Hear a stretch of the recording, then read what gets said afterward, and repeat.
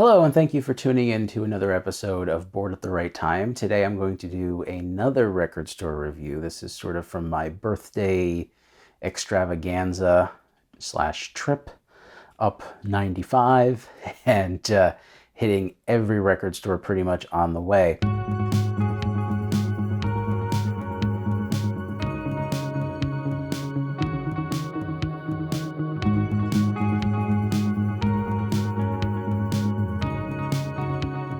In the previous episode, I talked about Purchase Street. I said that there was a record store about 5-10 minutes away, and that is called Max J Records. I had never been there, but I was following them on Discogs, and they seemed to have a lot of stuff that I was like, that's kind of cool. I'm going to go there.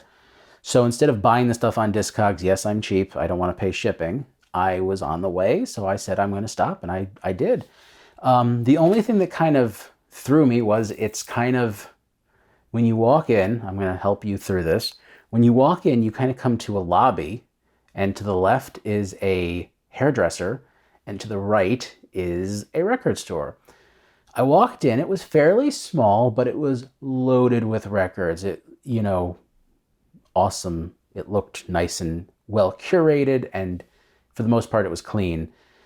The only thing I will mention is the air conditioning was not on. It was a little stuffy in there, but the gentleman behind the counter, who I'm guessing is Max J, was very nice and very welcoming, and said, let me know if you're looking for anything,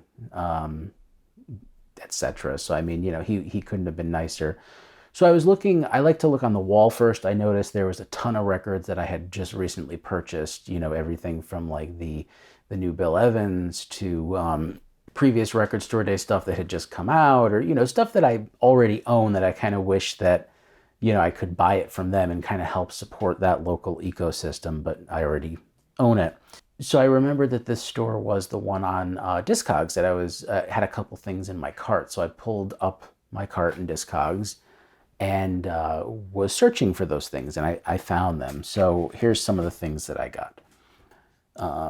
This is a Mark Knopfler promo 12-inch, 33 1/3 from The Princess Bride. It was $4, but it's a promo label, which is kind of cool. And it is a 45 RPM. It looks very nice and shiny and deep 45 grooves, which is cool. 12-inch. I think it's kind of a waste to do 12 inches because this is 358 and 422. This would fit on a 7-inch. It's kind of like a waste of material. But again, it's a promo, so maybe they just did that for the radio stations or, whatever. Okay. The next thing I found were some 7 inches that I had been kind of wanting to purchase. First one is kind of a hard to find. All three are hard to find, but this one is a hard to find one because it is a jukebox only Paul McCartney single from 2001, his fabled Driving Rain record. So this is the Freedom radio edit.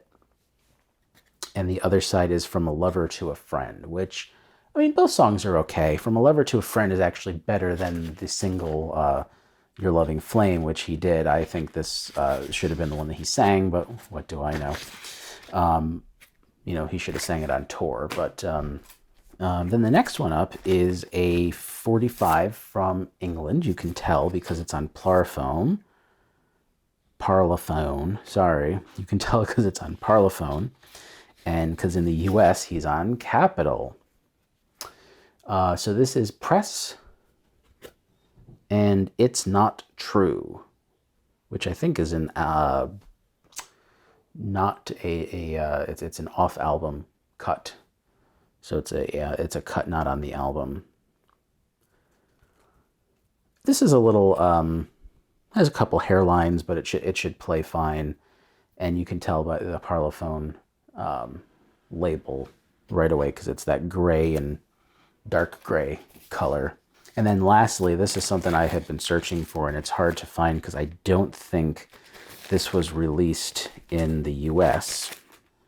It was only released in, Parlophone. So, and it has the UK barcode on it, you can tell. This is a picture disc with the single Young Boy from Flaming Pie. I mean, who doesn't love Flaming Pie? But it's really cool because it's him on the beach, and it's tinted green, and then the other side, same thing, but it has the pie instead of the heart. So that's kind of a cool, differentiation. And side 1 is Young Boy, which is just the single. And side 2 is Looking for You, which is a non-album cut. So, and then it comes with this flaming pink for Flaming Pie, flaming pink, Flaming Pie insert. And again, I'm not a big fan of picture discs, but hey, Paul McCartney's Paul McCartney, right? And it's really thick too. It's probably like 300 gram. This was $13, and this has been in my cart for a while, so I'm kind of glad that I was able to just go to the store and buy it instead of having to spend the money on it. And last but not least, I have something that I kind of pinched myself for not buying when it came out on Record Store Day, and this was Neil Young's "Tonight's the Night" live, and it is the Record Store Day version. Hence that. Oops. Okay. It's the Record Store Day version, hence the little sticker. Record Store Day edition contains an exclusive photo print of Neil Young and the Santa Monica Flyers.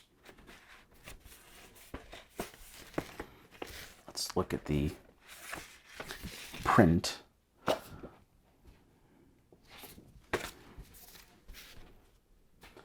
That's the print, so that's kind of cool. A lot of people, might not think that's worth the extra, couple bucks or the sticker, but that's kind of cool. It comes with stuff. I hate these paper sleeves. We've been through this before. Scratch the shit out of the records, especially Neil Young. He does a good job pressing on 180 from good sources. It's just a shame that he has to ship or, put it in the paper sleeves. Okay, so this is the reprise, however you say it, label. It's a black and gray label.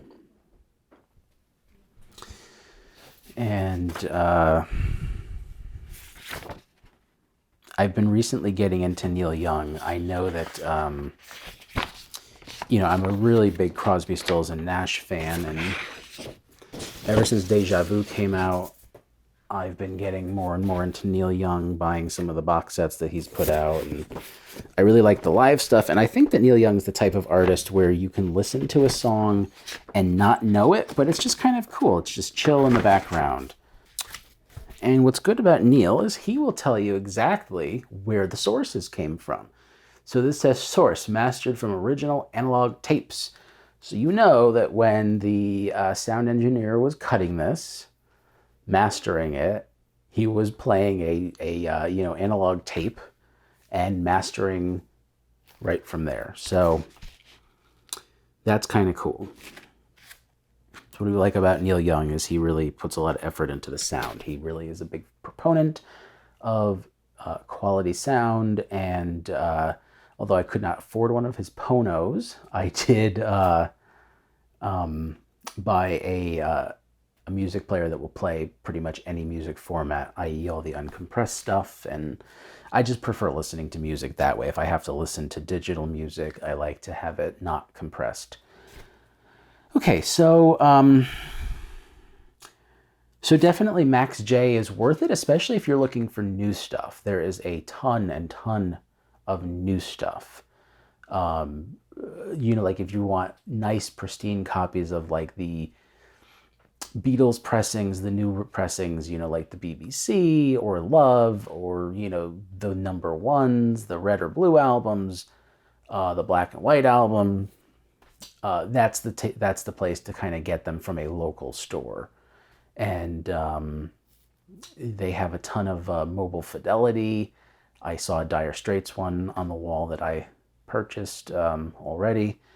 And so again, it sounds like I'm saying go to all these stores, but I kind of am. I will tell you if the store is not worth it. There's only been maybe like 3 or 4 record stores I've ever been to where I just walk out with nothing, or I walk out after like 3 minutes because it's just disheveled and nuts. But this store is also worth your time. So if you're going to go to purchase, go to Max J. Or if you're going to go to Max J, go to purchase.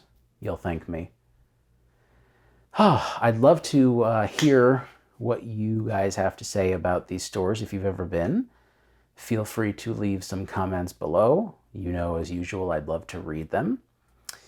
And any questions or anything like that, or if you guys have ideas for videos I should do, feel free to put those in the comments as well, or reach out directly. My contact info is seen at the, very quickly, seen at the last frame of video with my disclaimer saying that all these comments are my own, and don't get mad at me for being honest. Okay? That being said, have a great day, and thanks again for watching. Take care.